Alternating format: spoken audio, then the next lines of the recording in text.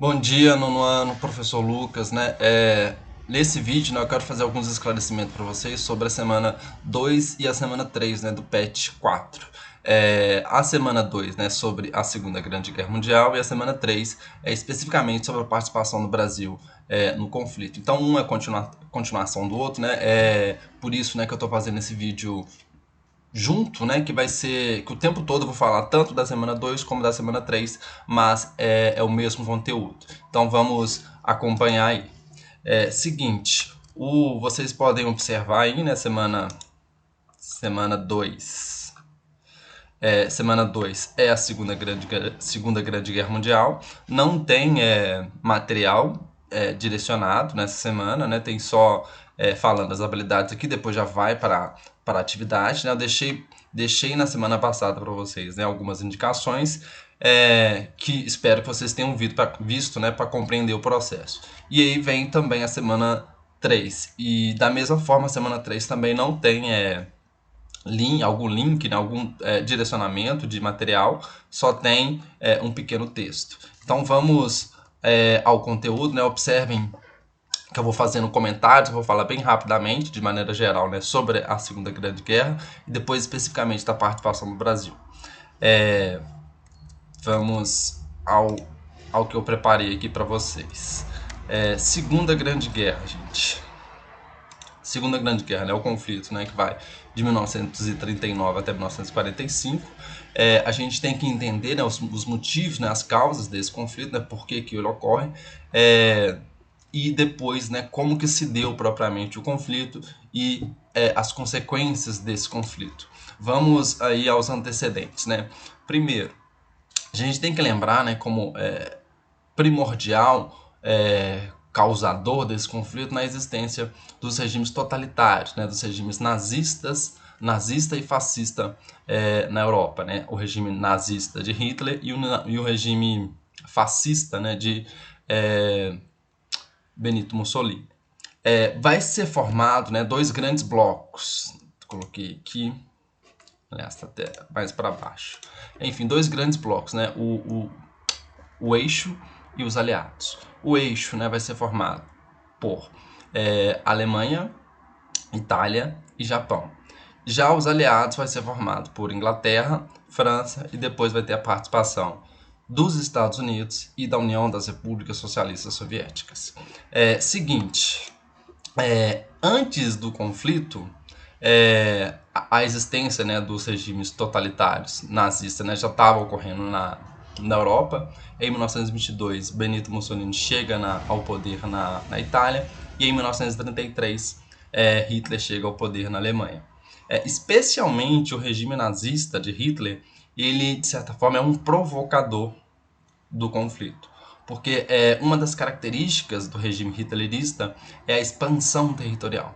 E nesse contexto, Hitler começa, já em 1933, né, quando ele chega, ele começa a descumprir vários acordos, né, vários itens, melhor dizendo, né, do acordo que foi feito após a Primeira Grande Guerra Mundial, né, que é o Tratado de Versalhes. E existe uma política de apaziguamento, uma política de paz que não dá certo.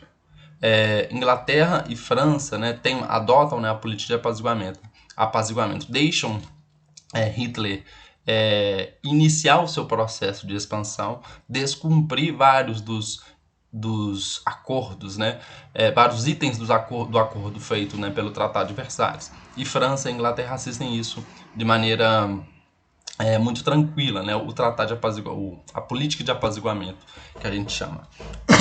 Desculpa.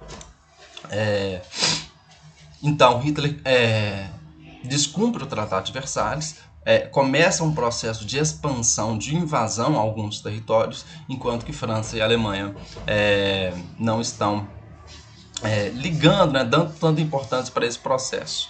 Então, Hitler ocupa o Sarre em 35, a Renânia em 36, que eram áreas, inclusive, né, próximo da França. Começa uma reorganização do exército, né, tornando o serviço militar obrigatório.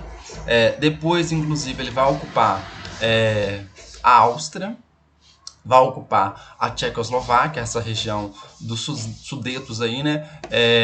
Isso tudo antes do conflito iniciar, né? Antes da declaração de guerra pela França, né? E a Inglaterra. E aí nessa imagem aí é possível, né, vocês verem, né, o processo de expansão, de ocupação que a Alemanha inicia antes do conflito. Em azul claro aí, né, vocês estão vendo aqui o símbolo nazista, é a Alemanha, né? E aí a ocupação que ela fez antes do conflito. Antes do conflito também nós temos um acordo feito entre a Alemanha e a União das Repúblicas Socialistas Soviéticas, um acordo de não agressão, pacto de não agressão. Na imagem que vocês estão vendo, um casamento, né, uma sátira, né, do casamento entre Hitler e o Stalin, né, que era o chefe do governo russo, né, da União das Repúblicas Socialistas Soviéticas. A guerra ela vai iniciar efetivamente em 1º de setembro de 39, quando Hitler ocupou, né, invadiu, melhor dizendo, né, a Polônia. A partir da invasão à Polônia, França e Inglaterra declaram guerra à Alemanha. Né? Não dava mais para aguentar o processo, né, de invasão, de expansão feito por Hitler. A primeira fase da guerra, ela é de 39 até 41, 42, ela é marcada pela expansão nazista. Os nazistas eles conseguem inúmeras vitórias, eles praticamente ocupam todo o território da Europa. Eles fizeram, né, a chamada Guerra Relâmpago, né, o Blitzkrieg, que vai ser a utilização de forças bélicas, né, militares, por terra e pelo ar, né? A Luftwaffe. De 39 até 42 aproximadamente, nós temos um processo de expansão, né, de invasão significativa das forças nazistas na Europa. As vitórias nazistas, né, são bastante significativas. E em 1941, Hitler, nesse processo de praticamente ocupar toda a Europa, ele descumpre o acordo que tinha feito anteriormente com Stalin e ataca a União das Repúblicas Socialistas Soviéticas, né, fazendo com que esse país entrasse no conflito. Inclusive, né, isso é um dos diferenciais, é uma das coisas que mudam, de certa forma, os rumos da Segunda Grande Guerra Mundial. A participação da Rússia e a participação dos Estados Unidos. Então, em 41, Hitler ataca, né, a Rússia. Além disso, dentro do contexto de expansão nazista, de ocupação, de vitórias nazistas da Segunda Grande Guerra, Hitler tinha ocupado também a França. Inclusive a França ela é dividida. A parte, né, que é colaboracionista, né, que está colaborando, né, com os objetivos nazistas, vai ser conhecida como República de Vichy. Mas parte do território francês, a outra parte do território francês, não está colaborando, né, não está aceitando a dominação nazista na França. Uma outra participação, né, acabei de falar com vocês, uma outra participação importante que muda os rumos da Segunda Grande Guerra é a participação dos Estados Unidos. O Japão, né, que tinha objetivos expansionistas, né, na Ásia, ele atacou uma base americana, né, a base americana de Pearl Harbor, o que fez com que os Estados Unidos também entrassem no conflito. Aqui tem algumas imagens para vocês, né, do conflito. Quero lembrar, né, mais uma vez, né, esse conflito foi um conflito terrível para a história da humanidade, né, cerca de 60 milhões de pessoas morreram ou ficaram feridas. E isso marca, né, um processo de certa forma de extermínio de parte da população, né, no caso do povo judeu. É um genocídio, né, porque, vou falar mais para frente, né, tem o objetivo, os nazistas, né, tiveram o objetivo de exterminar esse povo.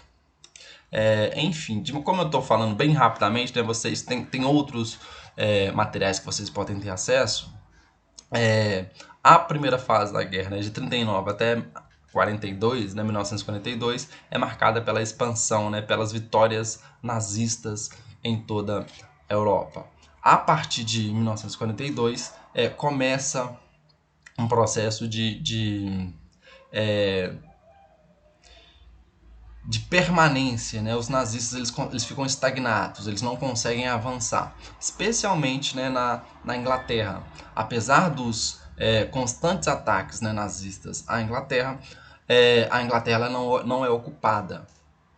Inclusive, a Força Aérea, a Royal Air Force britânica, né?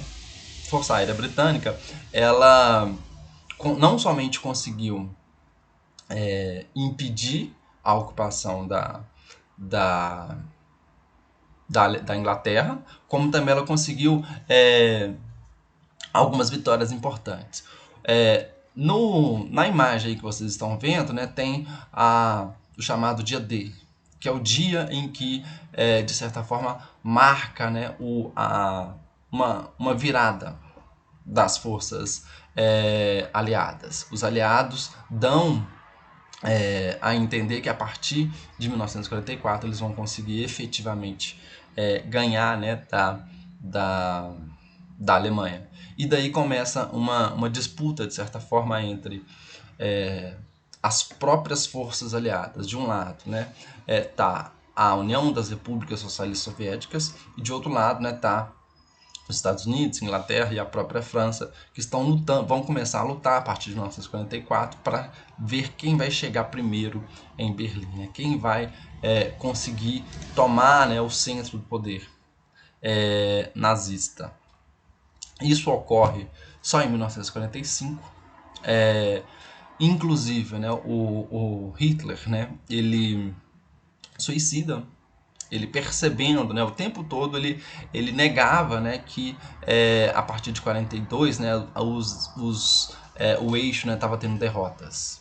Ele negava a iminência de que as forças aliadas estavam chegando até Berlim. Quando não dá mais, quando é impossível de sustentar essa negação, ele suicida, ele e sua esposa, né, suicidam.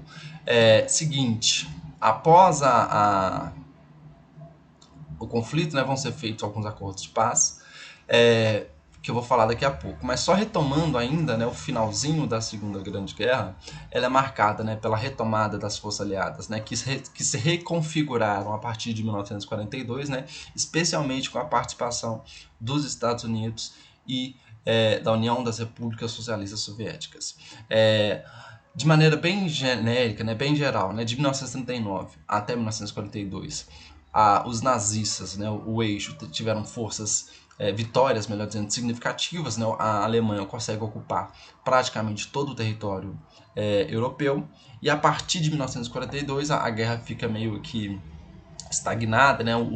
As forças nazistas não conseguem manter o seu processo de expansão, e em 1944, né, com o desembarque na Normandia, as forças aliadas sinalizam, né, que o processo virou, que eles vão conseguir ganhar esse conflito. Vai ser feito, né, alguns acordos, né, a conferência de Potsdam, e depois vão ser feitos alguns julgamentos, né, dos nazistas. Especialmente, né, o Tribunal de Nuremberg, né, vai ser conhecido por alguns julgamentos importantes. Enfim, essa que, de maneira bem geral, né, esse que é o processo da Segunda Grande Guerra Mundial. Coloquei, né, que eu queria destacar o processo do Holocausto, né, em 1942, Hitler, né, ele começa o chamado a solução final. Ele começa a implementar a chamada solução final. Ao longo de todo o processo, né, desde antes da Segunda Grande Guerra, né, Hitler começa um processo de perseguição aos judeus na Alemanha, e durante o conflito ocorrem os campos de concentração, depois os campos de extermínio. Os campos de extermínio, né, conforme o próprio nome já indica, eles tinham como objetivo exterminar o povo judeu, matar o povo judeu. E aí vocês estão vendo algumas imagens, né, de como que foi terrível essa situação para o povo judeu. Enfim, agora vamos especificamente para a participação do Brasil na guerra, que eu gostaria de falar com vocês. Seguinte, aqui no Brasil nós estávamos no chamado Estado Novo, né, de 37 até 45, né, esse período histórico, e quem estava no poder era o nosso presidente Getúlio Vargas. Vargas, ele tinha uma aproximação muito mais com as forças aliadas, né, com a Itália e com a Alemanha, do que propriamente com os países das forças aliadas.